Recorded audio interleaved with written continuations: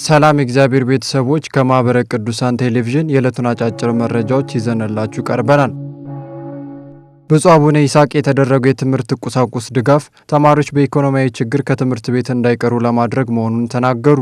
የወላይታ ሀገረ ስብከት ሊቀ ጳጳስ ብፁዕ አቡነ ይስሐቅ ድጋፍ ለሚያስፈልጋቸው ለአቅመ ደካማ ተማሪዎችና የተማሪ ቤተሰቦች የትምህርት ቁሳቁስ ማበርከታቸውን እጨጌ የሀገረ ስብከቱ ሚዲያ ገልጿል። ብፁዕነታቸው የተደረገው ድጋፍ የሃይማኖት፣ የዘር ወይም የማህበራዊ ልዩነትን ያማከለ ሳይሆን ልጆች በኢኮኖሚያዊ ችግር ሳቢያ ከትምህርት እንዳይቀሩ ነው ብለዋል።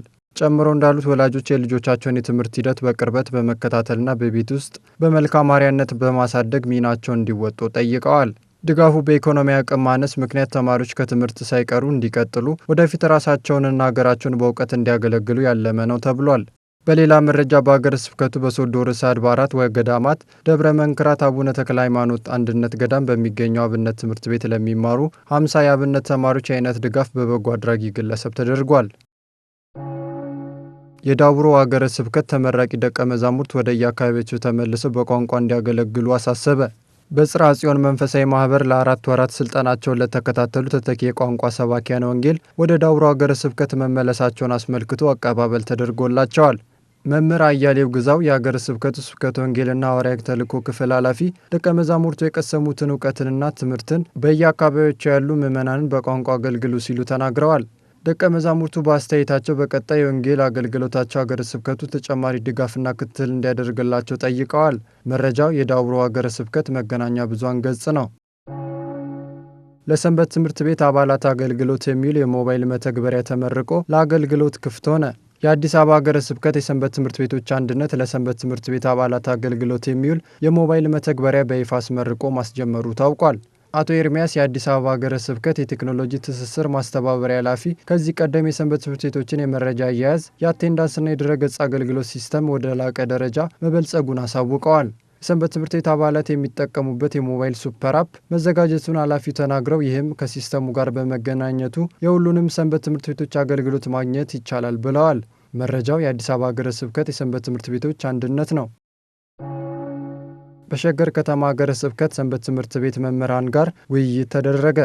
በሰንበት ትምህርት ቤቶች ማደራጃ መምሪያና በሰንበት ትምህርት ቤቶች አንድነት በተዘጋጀው ስልጠና ላይ ተሳታፊ የነበሩ ደቀ መዛሙርት በሸገር ከተማ ሀገረ ስብከት ጽሕፈት ቤት መወያየታቸውን የሀገረ ስብከቱ ሚዲያ ዘግቧል። ደቀ መዛሙርቱ በዕለቱም በወሰዱ ስልጠና እንዲሁም ለወደፊት በሚሰሩት የስራ እንቅስቃሴዎች ዙሪያ ተመካክረዋል።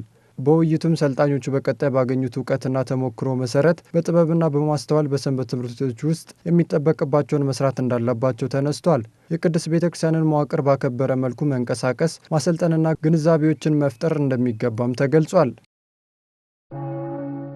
በድሬዳዋ ሀገረ ስብከት ለተከታታይ 3 ቀናት ሲካሄድ የቆየው የስዕል አውደ ርዕይ ተጠናቀቀ። በድሬዳዋ በሆተ ሰማይ ቅድስተ ማርያም ካቴድራል የአንቀጸ ብርሃን ሰንበት ትምህርት ቤት አዘጋጅነት ለተከታታይ 3 ቀናት የተካሄደ የስዕል አውደ ርዕይ መጠናቀቁ ተነግሯል። የአውደ ርዕይ መርሃ ግብሩ ምዕመናን ስለ ቅዱሳት ስዕላት ያላቸውን ግንዛቤ ለማሳደግ ያለመ እንደነበር የድሬዳዋ ማዕከል ሚዲያ ክፍል በመረጃው ጠቁሟል። በተጨማሪም የቅዱሳት ስዕላት አሳሳል መንገዳቸው የቅድስት ቤተክርስቲያንን ስርዓትና ትውፊት የጠበቁ መሆን ይኖርባቸዋል ተብሏል። ተሳታፊ ምዕመናንና የሰንበት ትምህርት ቤት ተማሪዎች በበኩላቸው ስለ ቅዱሳት ስዕላት ግንዛቤ ማግኘታቸውን ገልጸው ለወደፊቱ መሰል ስራዎች መቅረብ እንዳለባቸው አንስተዋል።